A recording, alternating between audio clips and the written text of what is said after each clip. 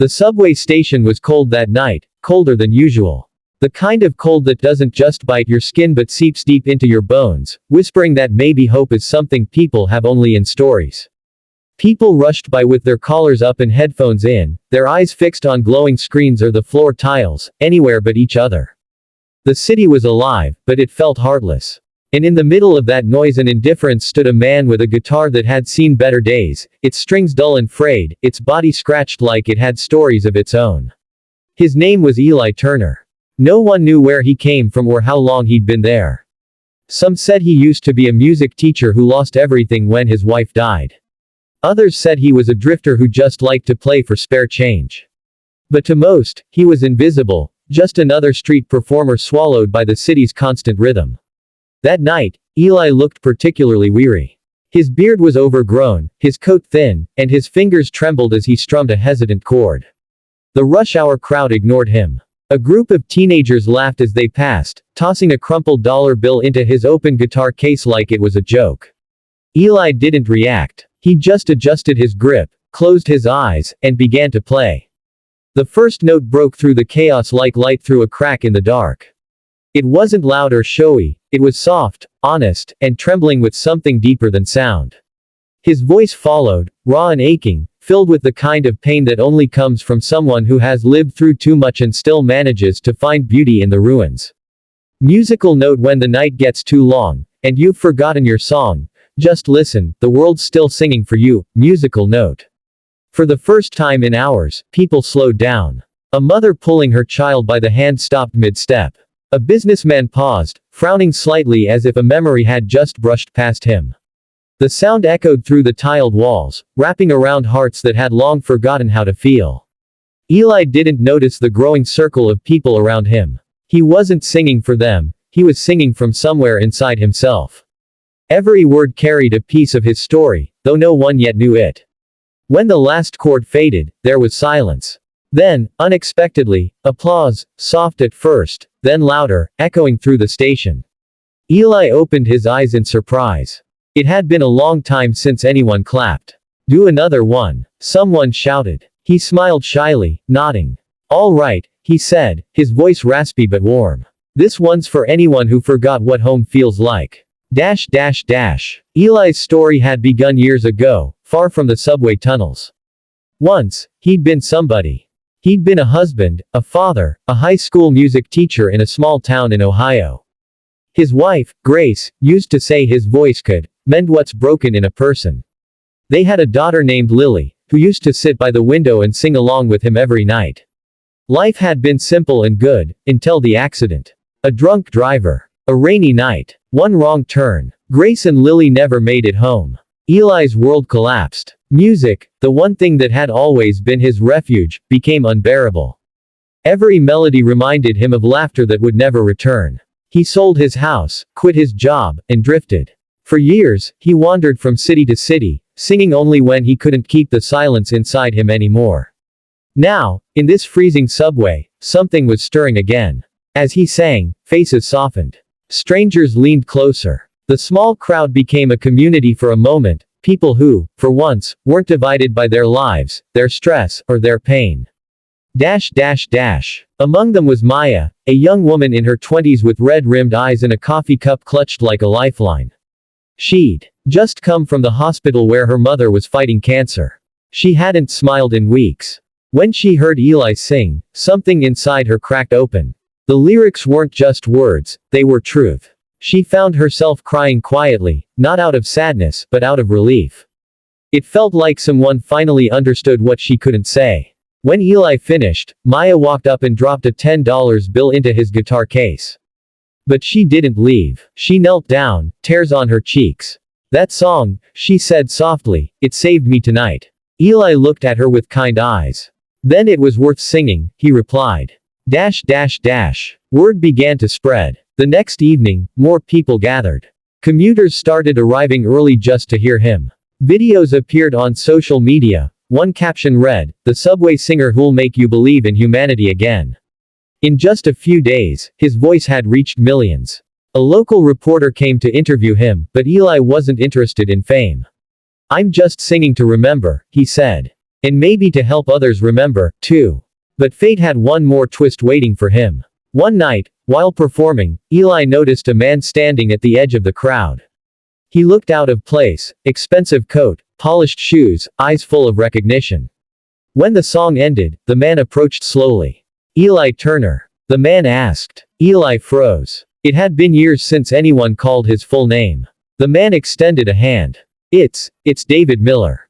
We went to school together. You taught my son music before you left. Eli blinked, trying to place him. Then it hit him, the PTA dad who used to volunteer at concerts, always bringing cookies his wife baked. David smiled awkwardly. I never forgot your class. My son's in college now, studying music. You inspired him. Eli's lips trembled. I don't know what to say. Say you'll come by our community center, David replied. We're rebuilding our music program. The kids could use a teacher who sings like that. It took Eli days to decide. Fear whispered that he didn't belong anywhere anymore. But one evening, as he packed up after his performance, a little girl with pigtails ran up to him. She couldn't have been more than 6. Sir, she said shyly, my mom says your songs make people's hearts warm. Can you teach me to sing too? Something inside him broke, and healed at the same time.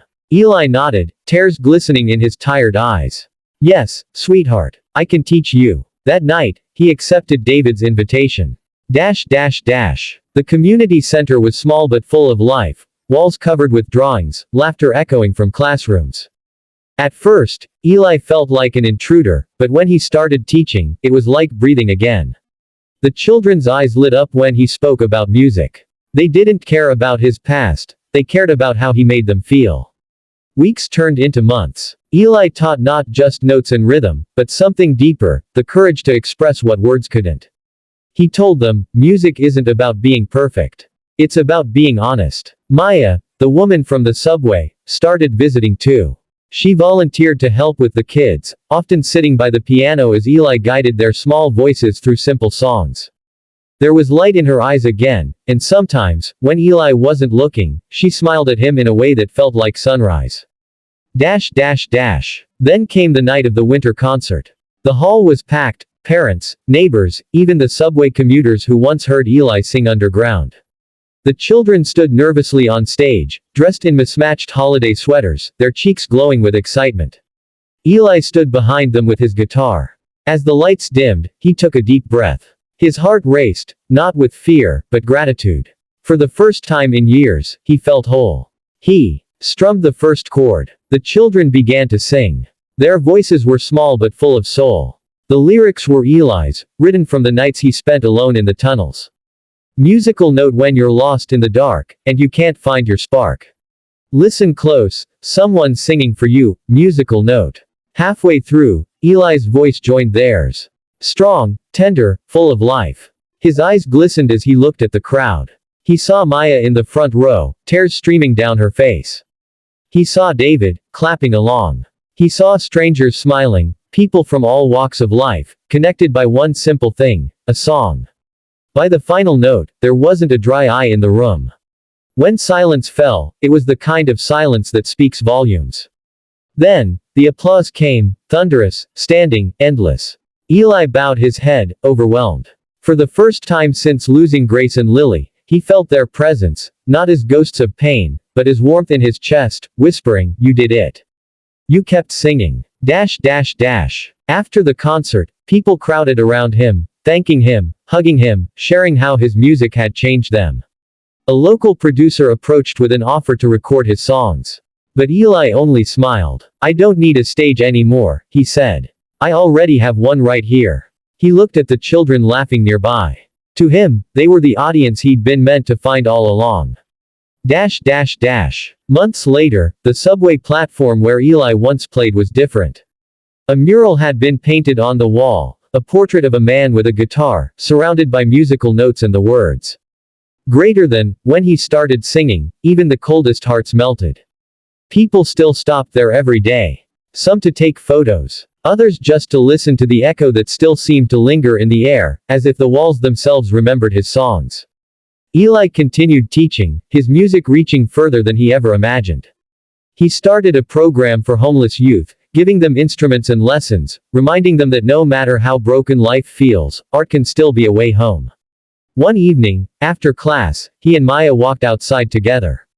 The sun dipped low, painting the world gold. She slipped her hand into his and said softly, "You know, you didn't just teach those kids music. You taught them hope." Eli smiled, looking up at the sky. "Maybe," he whispered, "they taught me too." Years later, long after Eli's hair had turned silver, people still told his story. The man who sang in the subway when no one cared to listen. The man whose song melted even the coldest hearts. His students grew up to become musicians, teachers, nurses, and parents who told their own children about the night a stranger's song changed everything. And somewhere, in a quiet park on a warm summer evening, if you listened closely enough, you could almost hear it, the faint echo of a man's voice singing softly, beautifully, eternally. Musical note, you're never too lost to be found. Never too broken to make a sound. Because love still sings through you. Musical note. Moral. Even in the darkest corners of life, one act of genuine expression, one voice, one song, one kindness, can awaken the humanity we thought was gone. When he started singing, even the coldest hearts melted, because he reminded the world that love, once shared, never dies.